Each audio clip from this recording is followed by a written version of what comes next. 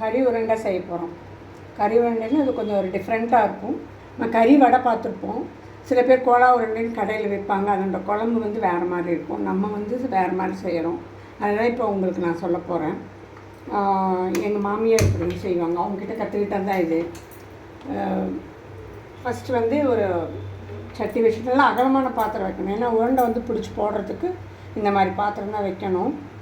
அப்புறம் வந்து நல்லா காஞ்சதுக்கப்புறம் எண்ணெய் ஊற்றிக்கணும். இப்போ என்னென்ன சாமானை வேணும்னு நான் உங்களுக்கு சொல்கிறேன். அதுக்கு தேவையானதெல்லாம் இப்போ வந்து தேங்காய், பொட்டுக்கடலை, வெங்காயம் எல்லாமே ஒரே அளவில் எடுக்கணும். தேங்காய் அதிகமாக ஆகக்கூடாது, பொட்டுக்கடலை அதிகமாக ஆகக்கூடாது. ஏன்னா அது ரெண்டுமே கரெக்டாக இருக்கணும். அந்த ப்ரப்போர்ஷன் ஒரு எதில் அளவு எடுக்கிறீங்களோ, நான் கண்ணளவு எடுப்பேன். நீங்கள் வந்து ஒரு சின்ன கப் எடுத்திங்கன்னா அதே கப்பில் எல்லாமே எடுத்துக்கோங்க. வெங்காயம் உங்களுக்கு எவ்வளோ டேஸ்ட்டுக்கு வேணுமோ போட்டுக்கலாம். பட் தண்ணி விடும், அது பார்த்து கரெக்டாக போட்டுக்கோங்க.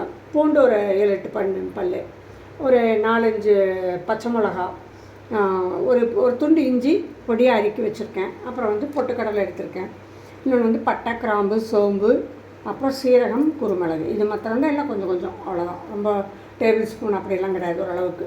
இப்போ வந்து நான் வந்து 1/4 கிலோ கொத்துக்கறி எடுத்திருக்கேன். அந்த கொத்துக்கறிக்கு அளவான இதுதான் இப்போ நான் சொல்கிறது.